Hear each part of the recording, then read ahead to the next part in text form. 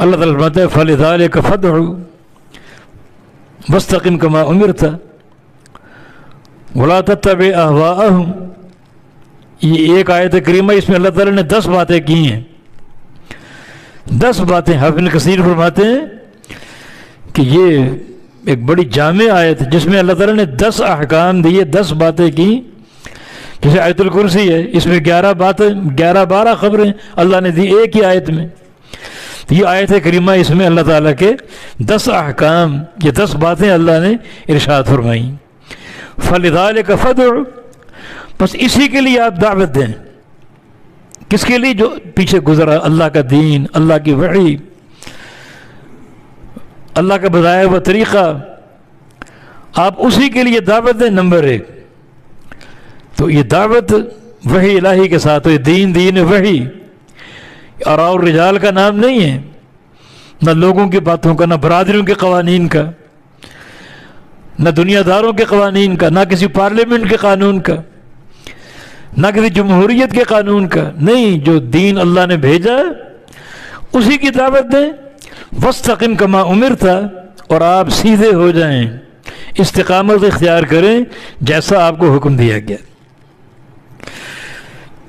اس کا ایک معنی جم جائیں، مضبوطی سے اور پختگی سے اس پر جم جائیں، اس پر قائم رہیں. اس سے تزلزل کی ضرورت نہیں، اس سے بہک جانا یہ کہ اور راستہ انتخاب کر لینا نہیں. اسی پر قائم ہو جاؤ پوری قوت کے ساتھ اور پوری مضبوطی کے ساتھ. وَلَا تَتَّبِعْ أَهْوَاءَهُمْ، اور مت پیروی کرو ان کی خواہشات کی. پھر کس کی پیروی کرنی؟ اللہ تعالیٰ کے اوامر کی، اللہ تعالیٰ کی وحی کی. ان کی خواہشات کی پیروی نہیں کرنی. یہ 3 باتیں ہو گئیں.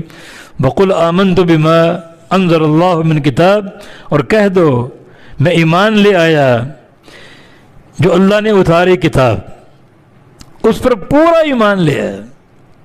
وَقُلْ، اور کہہ دیجیے آمَنْتُ بِمَا أَنزَلَ اللَّهُ مِنْ کتاب، کہ میں ایمان لے آیا جو اللہ نے کتاب اتاری.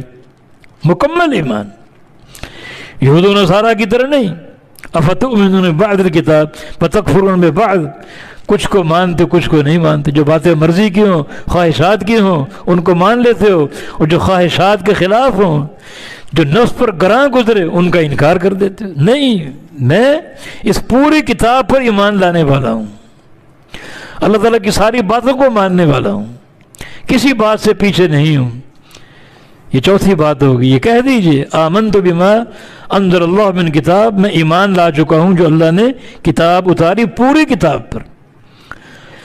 اور 5ویں بات وَأُمِرْتُ لِأَعْدِلَ بَيْنَكُمْ، اور مجھے حکم دیا گیا ہے کہ میں آپ کے درمیان عدل کروں. لِأَعْدِلْ، عدل کروں، بَيْنَكُمْ، آپ کے درمیان. سب کے ساتھ انصاف کی بات کروں، انصاف ملحوظ رکھوں، کسی پر زیادتی نہ ہو، کسی کو کسی پر ترجیح نہ ہو، بلکہ عدل روا رکھوں، عدل قائم کروں. اللہ ربنا و ربکم، اللہ ہی ہمارا رب اور تمہارا رب ہے. جملے میں حصر ہے یہاں پر، کیونکہ اللہ مبتدا معرفہ، ربنا خبر معرفہ. جب خبر معرفہ ہو تو کلام میں اختصاص، حصر اور تاکید پیدا ہوتی ہے. ترجمہ کریں کہ اللہ ہی ہمارا رب ہے اور اللہ ہی تمہارا رب ہے، اور کوئی نہیں. جن کو تم نے ارباب بنایا وہ سب غلط اور جھوٹے ہیں. اللہ ہی رب ہمارا اور آپ کا.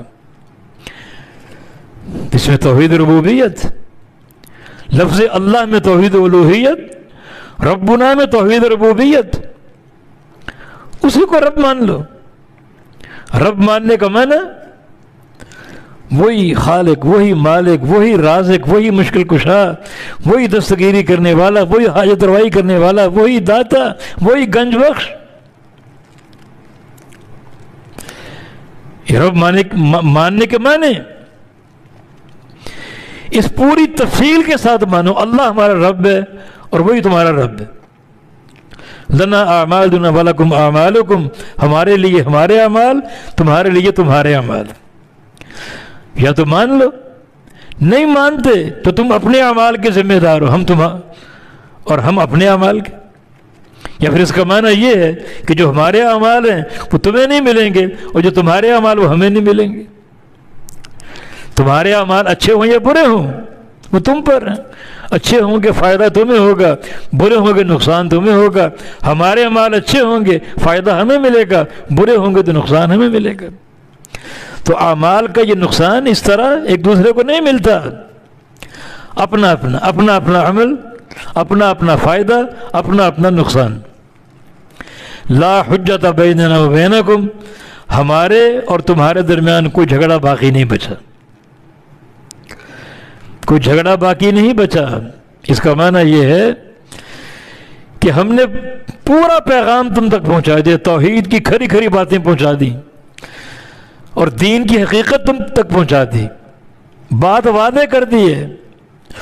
اب کوئی جھگڑا باقی نہیں بچا۔ جھگڑا باقی تب ہو جب کوئی ہماری باتوں میں کوئی احتمال ہو کہ کچھ سوچ لو، کچھ مزید غور کر لو، ہم بھی مزید غور کرتے ہیں۔ نہیں، ہماری باتیں واضح ہیں، دین نصف النہار کے سورج سے زیادہ روشن ہے، جھگڑا باقی کوئی نہیں ہے، دین ہم واضح کر چکے ہیں۔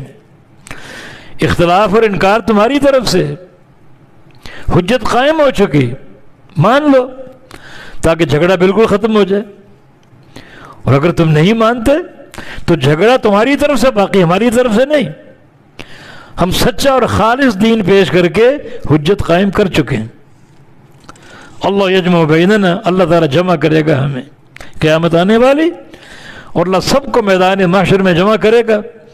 اس وقت ساری باتیں سامنے آئیں گی جب اللہ حساب لے گا۔ تو جو تم انکار کیے بیٹھے ہو، توحید کو نہیں مانتے، تو قیامت کے دن کیا جواب دو گے جب اللہ تعالیٰ جمع کر کے تم سے حساب لے گا؟ وَإِلَيْهِ الْمَصِيرُ، اور اسی کی طرف لوٹنا ہے، لوٹ کے اسی کی طرف جانا ہے۔ یہ دنیا میں جو زندگی گزار رہے ہیں تو اللہ ہماری نگرانی کر رہا ہے، اس کے امر سے آئے ہیں، اس کے امر سے جائیں گے، اور جائیں گے بھی اسی کی طرف، کسی اور کی طرف نہیں، وہی حساب لے گا۔